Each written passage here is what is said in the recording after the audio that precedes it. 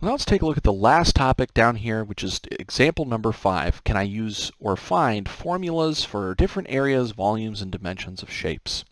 Now, I'm just going to quickly talk through each one of these just to give a sense of the types of things that we might be asked to do throughout this next unit. So I should be able to do things like find the area of certain shapes, maybe like find the area of a circle, given some information. Like if a circle here has a diameter of √3, can I find its area? Well, of course, that would require that I know the area formula for a circle, which is pi r squared. But I should also know area formulas for shapes like rectangles and squares and triangles, and those would probably be at least some of the more basic ones. You can see in part B that I'm going to be asked to find the volume of a cylinder with a height of 1 meter and a diameter of 1 meter.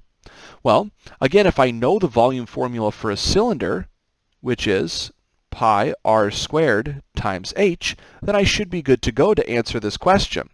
Although there are a couple other volume formulas that can be helpful. We've already talked about, back in our section on related rates, that the following formula, which notice is just 1/3 times the formula for the volume of a cylinder, represents the volume of a cone. But I should also know some other basic volume formulas, like height times width times length. That's going to be a formula for the volume of a box, right? Whether that's rectangular or square. So these are some basic formulas that I should have. And essentially, any formula then that we've used kind of back in that section on related rates, we're going to be kind of still needing to make sure that we understand and know how to use here. You'll also see that on part C, we'll go ahead and we should be able to determine the length of a missing side on a given triangle. Well, now if this is a right triangle, this should be super easy, right? Because I could just use something like Pythagorean theorem to get to this final answer. So all of these questions here in number 5 are actually fairly simple. They're very straightforward style questions. But there are things that we need to make sure that we know how to do. So again, when they arise in problems, we don't get tripped up by this. We can focus instead our efforts on the new calculus ideas related to these topics. So really quickly, let's just go ahead and try to work through, say, one of these. How about we do something like 5b?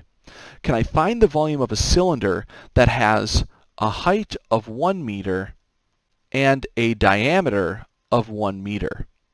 Well, again here, if I know that my volume formula for a cylinder is pi r squared h, and I already have the value of h as 1, then the only thing that I need to find is the radius. However, if I'm given the diameter, remember that pictorially, what I'm going to be dealing with here is a height 1, and I'm told that this distance all the way across is also 1. So that would mean that the radius, which goes from this middle to the edge, should really just be a value of 1/2. And so of course if I plug this in, I should be able to compute this no problem. I get that my volume is pi times 1/4 times 1. Or I can get a final value here of pi over 4. So calculations like this should hopefully be fairly simple and straightforward. So right now, just be aware of at least some of the following ideas and formulas that we've talked about here briefly.